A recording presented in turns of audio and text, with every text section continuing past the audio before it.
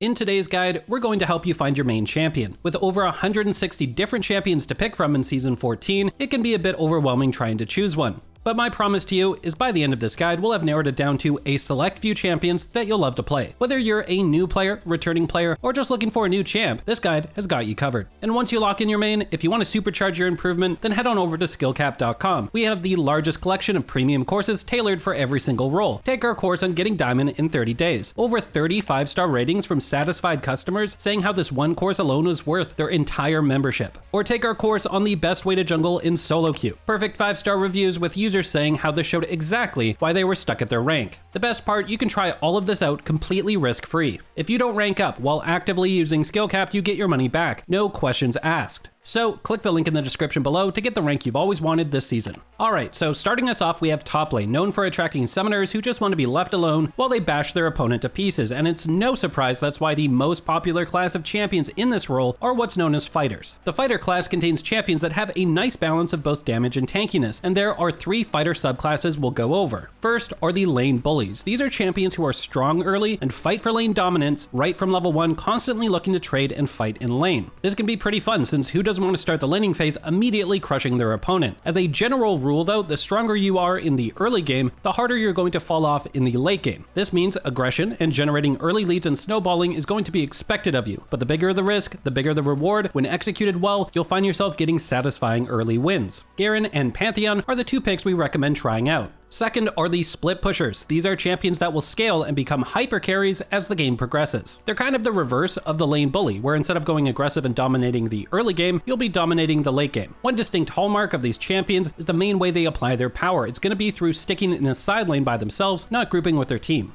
Think of this as the lone wolf class. You want to take things at your own pace and end the game in your own way. Nasus, Tryndamere, and Jax are great picks for those trying out this subclass for the first time. And for the third and final fighter class are the jack of all trades. Instead of being very strong in the early or late game, these are champions who are just kind of good at all phases. They are typically a bit more useful in teamfights as well compared to the other fighter subclasses. These are great champions for those who don't like to feel restricted or forced into a certain playstyle due to the champion they're playing. Snowballing early, scaling for late, teamfighting, or split pushing, they can all be viable depending on the game you're in. This can also be a great starting point for those new to top lane as a whole, since you can end up using these champions to find what kind of playstyle you enjoy, and then later switching to one of the bullies or split pushers once you realize that's how you want to play. Mordekaiser and Set are the recommended starting point for those new to this subclass. Now, maybe you're someone who doesn't want to roleplay as the main protagonist of the story and instead wants to be the unkillable raid boss they have to defeat. Well, that's where the always needed tank class comes in. The tank class has 3 subclasses to pick from. First are the offensive tanks. These are the champions that are looking to land those big epic engages that swing fights in their favor. Whether it's something a bit smaller, like catching out a champion and locking them down for your teammates, or making a huge play with your high impact ultimate. In a lot of ways, you're kind of like the battle commander, as you'll be deciding when your team goes in. If that sounds appealing, then we recommend trying out Malphite and Ornn. The second subclass are defensive tanks. These are champions that are looking to protect their teammates with their big body rather than crush the opponent. Now, don't get me wrong, defensive tanks still have ways of engaging and making picks, but overall, their design is done in such a way that you'll more often be using your abilities to help peel enemies off of your carries. Essentially, instead of being proactive and pulling the trigger on a big Malphite ultimate, you're more reactive, waiting for the perfect timing on your ult to save a teammate. So, if you like the idea of being a tank but don't like the pressure of having to engage, these are likely the champions for you. Poppy and Shen are the picks we recommend for newcomers. And our final tank subclass are the fighter tanks. These are champions who typically have lower impact ultimates but in turn are stronger in smaller skirmishes. They aren't as reliant on their teammates for following up, as they not only tank damage but dish it out as well. These are perfect for players who like the idea of playing a tank but still want to be able to carry without having to rely too much on their teammates. Dr. Mundo and Volibear are 2 great starter champs for this subclass. Now, maybe you like top lane itself, but fighters and tanks aren't the champions you enjoy playing. Well, this is where the ranged carry class comes in. It has 2 subclasses. The first are the ranged attack damage carries. These actually play a lot different in top lane compared to when you play them in a different role like bot or mid. Since so many top laners are melee, playing one of these ADCs means you'll actually be extremely strong in the early levels, often able to bully opponents with your range advantage. In fact, despite some of the champions in this subclass being typically associated with scaling late game, like Varus and Vayne, you actually will have more in common with the lane bully fighter subclass. With the ranged advantage you have early, there is an expectation for you to generate a lead. If you fall behind or go even, in most matchups that means you may just be run over once the enemy hits level 6 and gets access to their ultimate, as you'll be too squishy to survive. This subclass is perfect for players who love playing ranged carries but hate having to play them with a teammate in bot lane.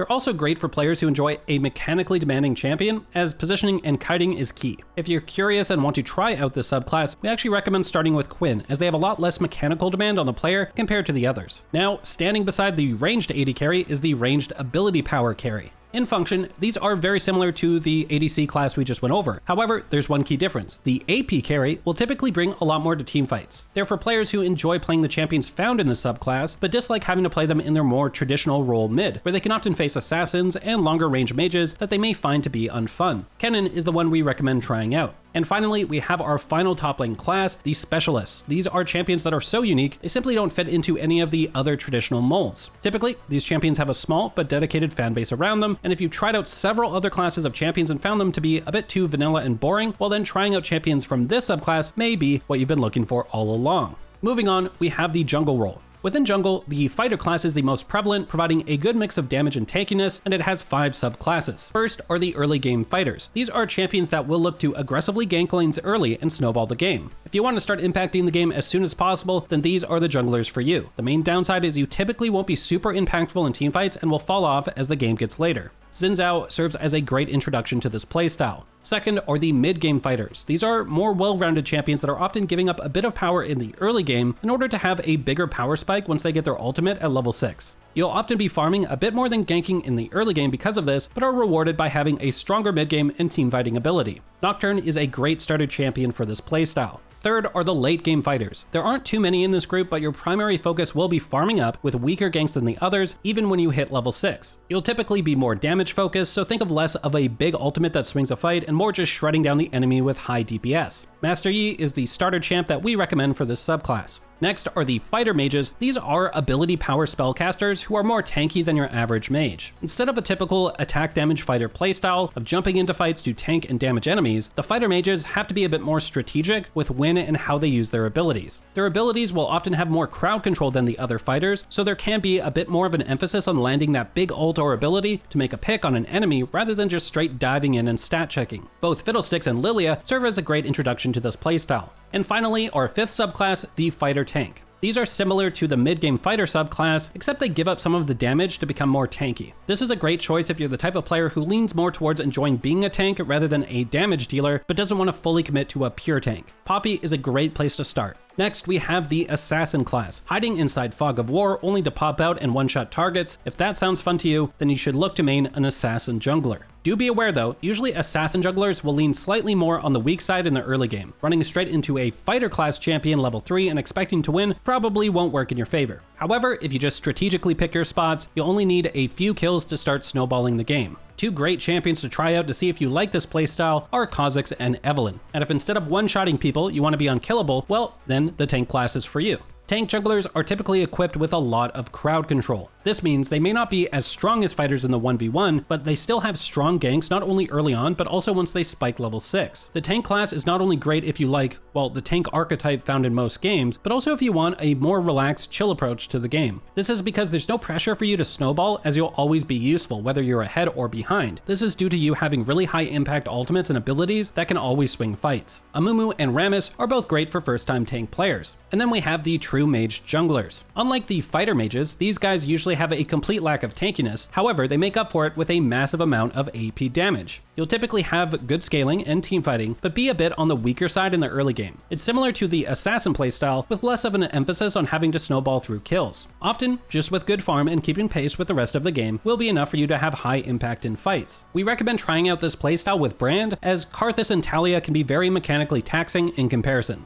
And then we have our AD carry junglers. There are only 2 that fall into this category, but they've always been consistently strong through League's history. These champions are actually quite unique, as they not only scale extremely well, but they also have very strong early games due to their range advantage. So if you enjoy the role of jungling, while also the playstyle of an AD carry, then definitely give one of these champions a try. And finally, we have our jungle specialist, with only 1 champion falling into this category, Ivern. Ivern is basically a jungle support, but it's just so unique you can't really just label him that alone. For most players, it only takes 1 game of Ivern to know whether you love him or hate him. However, I would say if you're a player who loves the traditional support archetype in games while also enjoying the jungle role, then Ivern was likely designed specifically for you. Moving on, we have the mid laners, which is mostly dominated by spellcasters or just high burst champions in general. Mages are the most popular class, having 4 different subclasses to pick from. The first is the Burst Mage. These champions are all about catching that one squishy target out and deleting them from the game in one spell rotation. So if you like the idea of blowing up your opponent in a split second, then these are for you. Both Annie and Ahri serve as the 2 best champions for becoming familiar with the subclass. Next is the Control Mage. These are less about one-shotting opponents and more about controlling parts of the battlefield with either crowd control, AoE, damage over time, or all 3. If you like slower paced, more strategic fights, then these are the champions you want to main. Anivia or Aurelion Sol are great starter picks, as the others can be quite mechanically demanding. The third subclass are Battle Mages. These are typically champions who have lower range and get a bit more close and personal with the opposition.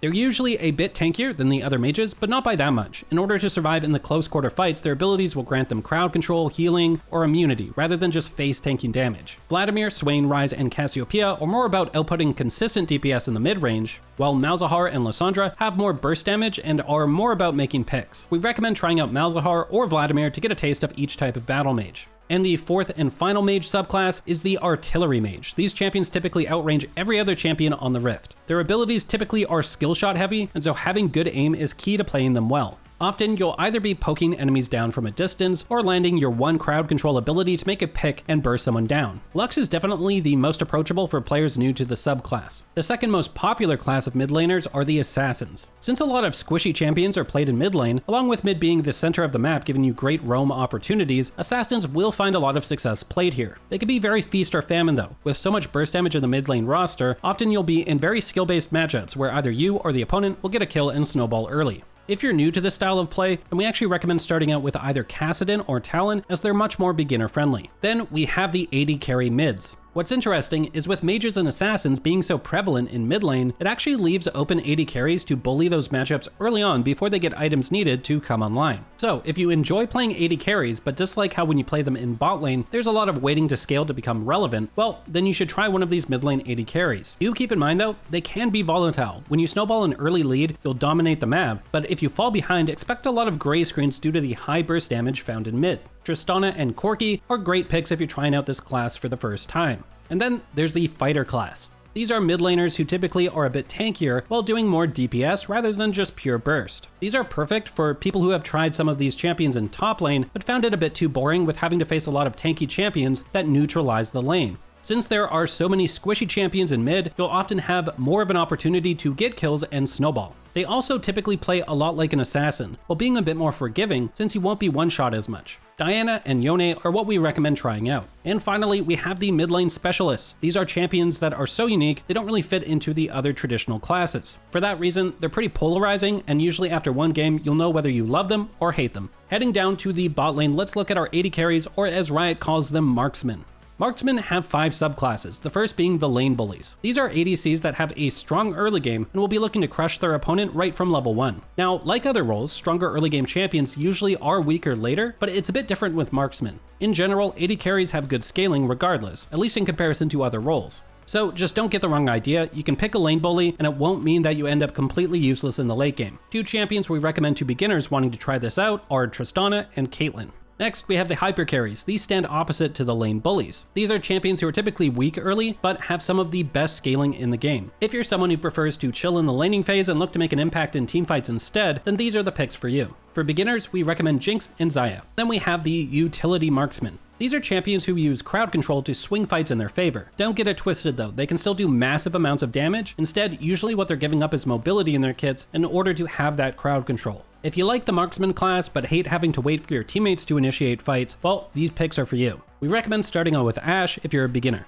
And then we have the mobility marksman. This subclass of ADCs are typically very slippery and hard for opponents to pin down. They can be incredibly fun to play, but usually demand a high mechanical skill in order to pilot effectively. If that sounds up your alley, then we recommend trying out Lucian or Ezreal. And then we have the final subclass of marksman, the jack of all trades. Only Sivir resides in here, and it's due to the fact that she's kind of good at everything, but doesn't excel in any one thing in particular. Well, except for wave clear. If you're new to the marksman class as a whole and feel a bit overwhelmed, Sivir is always a good pick to fall back on. And then we have the Skirmisher class. These are champions that usually have shorter range than most marksmen, and instead of raining down damage from range, prefer to get into the thick of things. They'll often have one key defensive ability you have to use well in fights in order to outplay opponents in close range. If getting in close to brawl with opponents sounds appealing to you, then we recommend trying out Kai'Sa or Samira. And finally, we have the Mage class. These are ability powered carries and can be good picks if you enjoy bot lane but dislike marksmen and prefer the playstyle of a mage. In general, mages in bot lane typically have a weaker early game in comparison to traditional marksmen. However, they do have a powerful mid game spike and late game scaling. The two champions we recommend starting out with are Ziggs and Swain. And finally, we have the support role, so let's break down the different champions you have to choose from. Beginning with the tank class, which has two subclasses. First are the offensive tanks. These are champions who look to engage and catch out opponents or land that big ult to set up a winning teamfight. In lane, you're typically waiting for that moment where an enemy overextends, then jumping on them to burst them down with your AD carry. If that sounds appealing to you, then Nautilus is a great champion to try out first. Second are the defensive tanks. These are champions that are still tanky, but instead of engaging on the enemy carries, you're more concerned about protecting your own.